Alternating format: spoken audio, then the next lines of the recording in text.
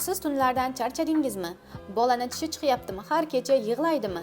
Xavotir olmang, siz yolg'iz ona emassiz. Bu ko'pchilik onalar duch keladigan holat. Bizda buning uchun ajoyib yechim bor, ya'ni Camellia tabiiy eritmasi.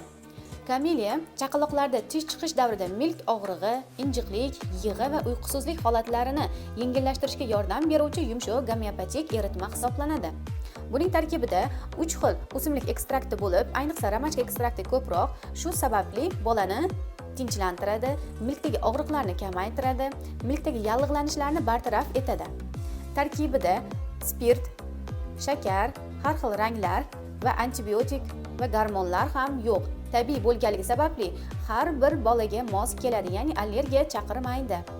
Qadoqda 6 ta paket bo'ladi va har bir paketda 5 donadan ampula bo'lib, bolani yoshiga qarab bir ampuladan 3 tagacha tavsiya etiladi.